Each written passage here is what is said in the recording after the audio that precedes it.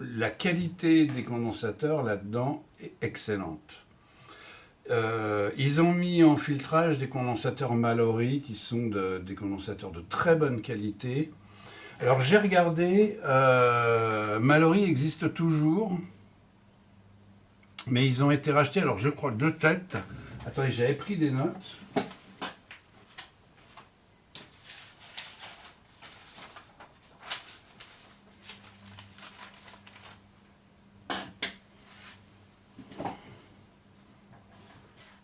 Ah ouais, c'est ça, ouais. Alors Mallory, c'est une boîte qui date de 1916. Et Mallory, c'est un peu comme Nishikon actuellement, ou même eux encore, puisqu'ils existent encore. C'est moi ce que j'appelle le haut du panier des condensateurs. Je veux dire, ils ont fait des condensateurs qui sont increvables. La preuve, je les ai mesurés hein, avec un LC Hermet, donc il fait des mesures Kelvin en plus à 4 fils, donc très précis, etc. Ils sont meilleurs que de bons condensateurs que j'ai achetés. Parce que quand j'ai vu les condensateurs, je me suis dit, bon, bah, je vais les changer. Et puis finalement, non. Ils sont aussi bons, voire meilleurs, que des condensateurs neufs. Donc aucune raison de les changer. Hein. T'imagines, ils ont 45 ans quand même. Quand on dit que les condensateurs, ça vieillit mal, c'est pas vrai. Les condensateurs modernes vieillissent mal. Ça, c'est sûr. C'est sûr. Et alors, cette boîte Mallory, là, a été rachetée en 2001 par Vichay. Alors Vichay, c'est une très bonne boîte aussi, qui a été fondée par un immigré juif après la guerre, un gars qui s'est planqué en Allemagne pendant toute la guerre, dans une cave, et qui a fait ses études à la Sorbonne juste au sortir de la guerre, et après qui a immigré aux États-Unis pour fonder Vichay, qui est maintenant une boîte énorme et qui a très bonne réputation. C'est une boîte qui fait principalement, on ne la connaît pas dans le monde de l'audio parce qu'elle travaille principalement pour l'industrie, mais ils fabriquent du composant toute catégorie. Et ils ont une excellente réputation, c'est du super bon matériel. Et ils ont racheté Mallory en 2001. Alors je ne sais pas ce qui s'est passé. Le jeu des rachats, maintenant si on veut trouver du Mallory, il faut en fait acheter ça chez Cornell Dubilier qui a racheté Mallory en 2002. Donc en fait, Vichay rachète en 2001, Cornell Dubilier rachète en 2002. Un an. Je ne sais pas ce qui s'est passé, ou alors c'est des magouilles financières, etc. Bon, de toute façon, on ne saura jamais. Hein. Et depuis, maintenant, si vous cherchez Mallory, maintenant c'est CDE, c'est-à-dire Corneille Dubilier, CDE Mallory. Et on en trouve chez Mouser, je crois, etc. Donc, alors Vichet, Cornell Dubilier, c'est pareil, c'est une boîte qui fait du composant industriel de très très bonne qualité. Donc c'est intéressant. C'est intéressant. Alors, il y a un jeu de rachat de boîtes dans le monde des condensateurs, vous me direz c'est un peu partout pareil, qui est assez étonnant, parce que Sprague a été racheté par Vichay dans les années 90. Ça, on ne le sait pas. Maintenant, Sprague, c'est plus Sprague, c'est Vichay, en fait. Ce qui est une bonne chose, hein. Vichay, c'est une très bonne boîte. Mais alors, ce qui est étonnant, Sprague, hein, tout le monde connaît Sprague, c'est les Orange Drop. C'est, je veux dire, les condensateurs Orange Drop, les fameux dont on parle tout le temps dans le monde de la guitare et plus, ils ont été, en fait, à la base, c'est Sprague qui est à la base de l'Orange Drop.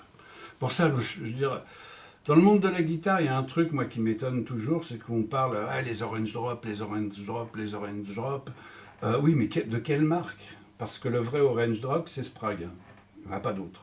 Maintenant, on voit partout des Orange Drop, on ne sait même pas d'où ils sortent, on ne sait même pas s'ils sont chinois, s'ils sont, etc.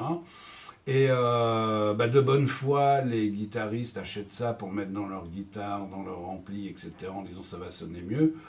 L'autoconviction faisant, ça sonne toujours mieux, hein, sauf que il y a des fois, ça n'a rien à voir ce qu'ils ont mis. Ça a juste la forme d'un orange drop, mais ça n'a rien à voir avec l'orange drop original. C'est Sprague. Alors, j'ai pris des notes parce que c'est compliqué l'histoire de l'orange drop. Je me disais, parce que cette histoire, elle m'agaçait.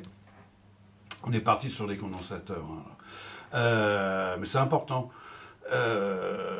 Cette histoire m'agaçait parce que je me disais, mais ces orange drops là qu'on voit partout, on ne sait pas d'où ils sortent. Puis des fois, ils sont vendus vachement cher. Et en fait, bon, là, je savais que ça venait de Sprague, mais après, qu'est-ce qui s'est passé? Bon, Sprague ayant été racheté par Vichet, Vichet a acquis l'Orange Drop, de fait.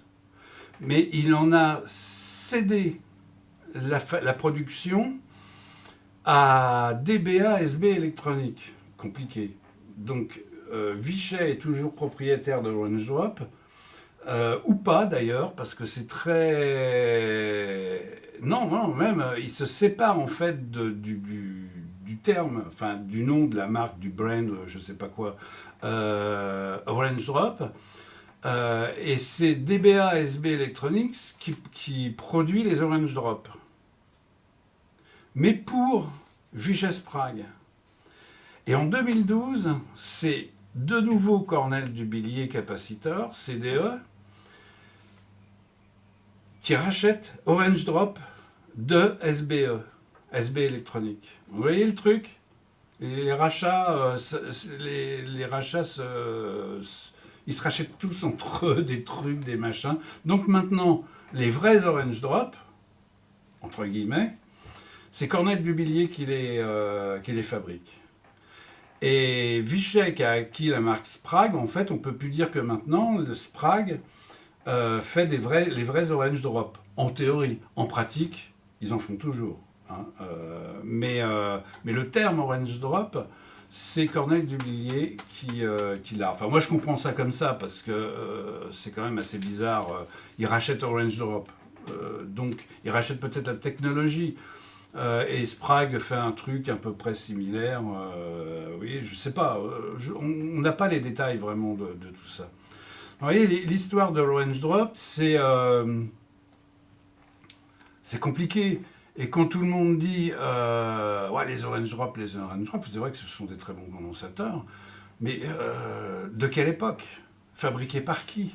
Comment la technologie a évolué? Est-ce qu'ils sont fabriqués comme à l'époque?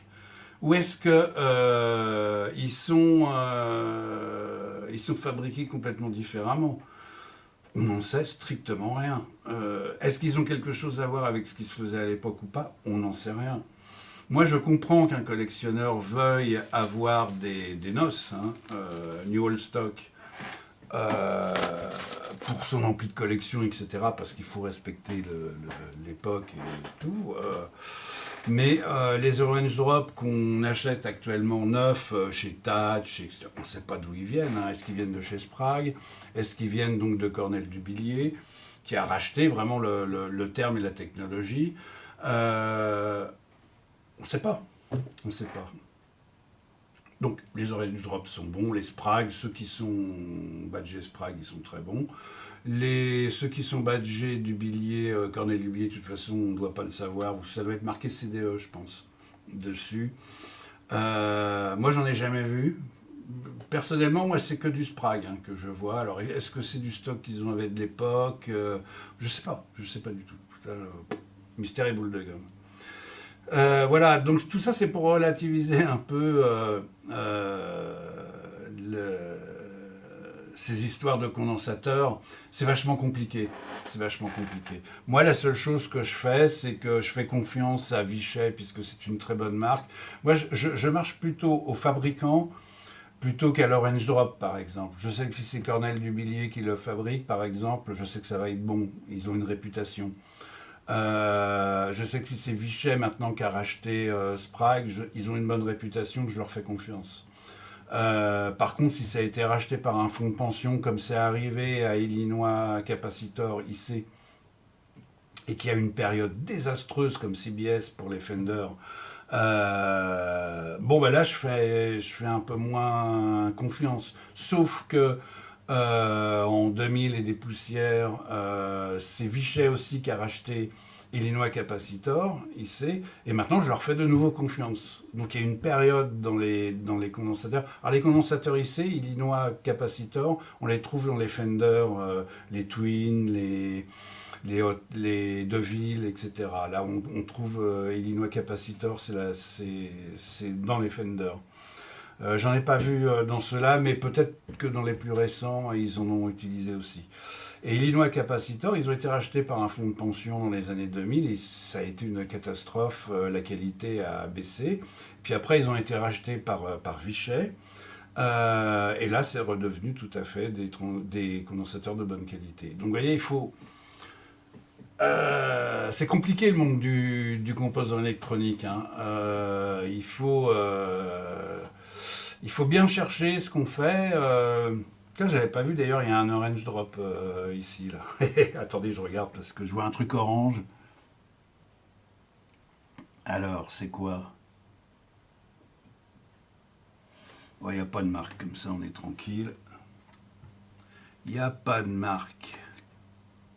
Non. C'est marqué 4 PS S15 15 nanofarad 400 volts. Regardez PS S15, ça veut peut-être dire quelque chose, je sais pas. Bon, c'était juste une parenthèse. Voilà, donc le monde des condensateurs est très, très, très... Dites pas capaciteur, on n'est pas anglais. On a un terme en français. C'est pas bon, c'est pas la peine de friper capaciteur, ça fait couillon de la lune. Parce que il y a beaucoup de luthiers, etc. Ils disent capaciteur, machin. Non, c'est des condensateurs, quoi, c'est tout. Bon. Alors par contre, donc tous les condensateurs sont bons. Ceux-là, là, les condensateurs de liaison, etc.